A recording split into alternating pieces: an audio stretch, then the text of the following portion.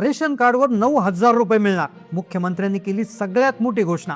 5 मिनिटापूर्वी अन्न व नागरी पुरवठा विभागाचा GR आलाय. आता ज्या लोकांकडे रेशन कार्ड आहेत अशा लोकांना 9,000 रुपये त्यांच्या बँक खात्यात पाठवले जाणार. हा GR तुम्ही पाहू शकता.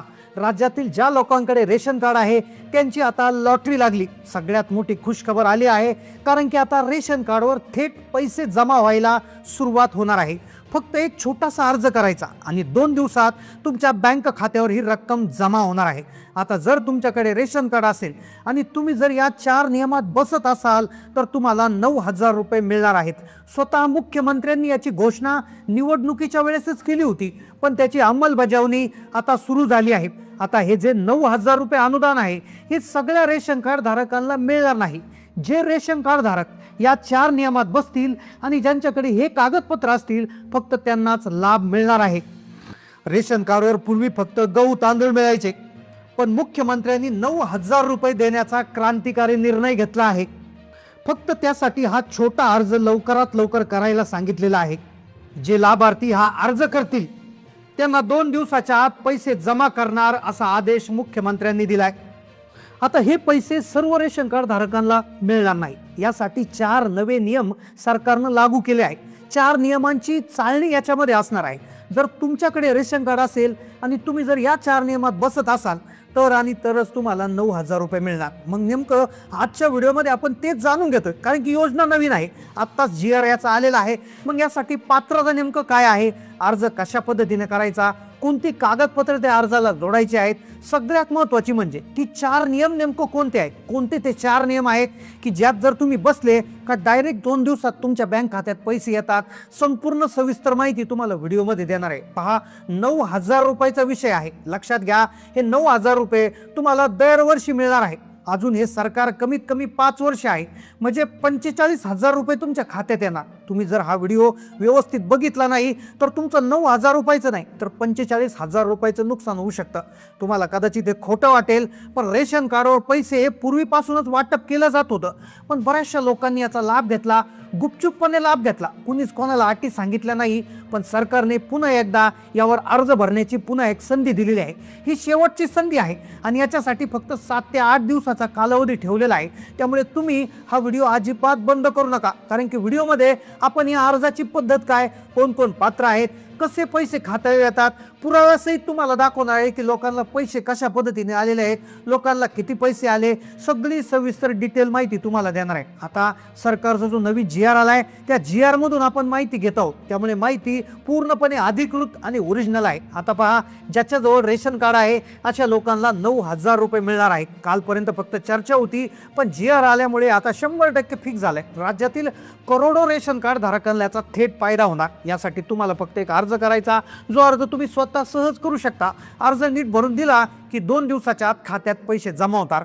तुम्हाला लिस्ट दाखवणार आहे की कोणत्या कोणत्या लोकांना पैसे आले आहेत, तर तुम्ही तुमच्या गावातल्या लोकांची नावे याच्यात येत आहे का पहा, म्हणजे तुम्हाला भरोसा बसेल. पहा, राज्यातील सर्व 36 जिल्ह्यामध्ये राज्य सरकारने आदेश जारी केले आहेत, त्यामुळे त्याची जी यादी आहे ती अधिकृत यादी देखील तुम्हाला इथे दाखवण्यात येणार आहे. अन्न व नागरी पुरवठा विभागाचा मूळ GR देखील आहे.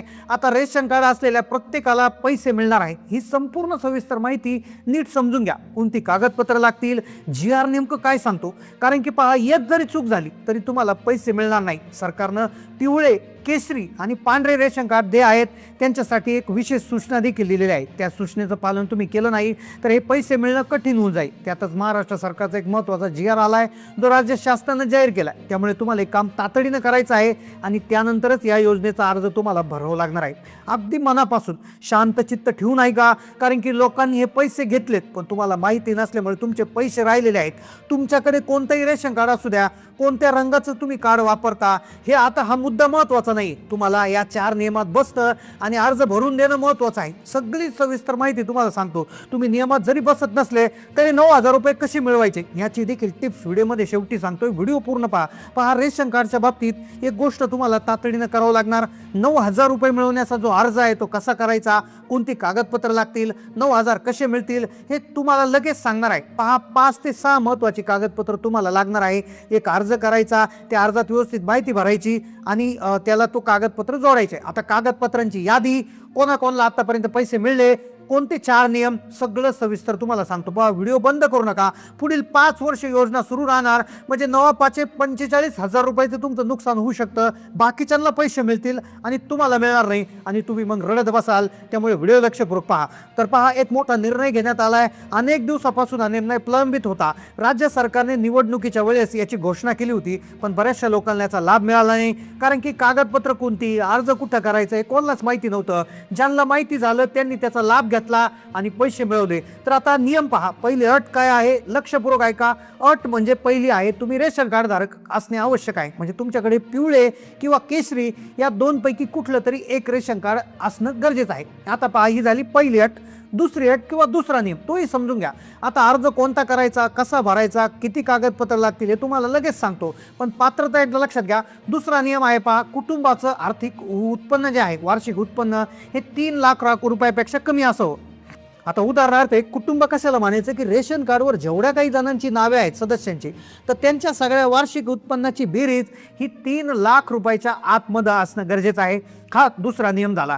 आता तिसरा नियम लक्षपूर्वक ऐका. उत्पन्नाचा नियम तुमच्यासाठी खूप महत्त्वाचा होता. आता जरी तुमचं उत्पन्न जास्त असेल तर कसा फॉर्म भरायचा आणि कसे पैसे मिळवायचे ते तुम्हाला पुढील 20 सेकंदात सांगतो. तर पहा, आता हे झाले नियम.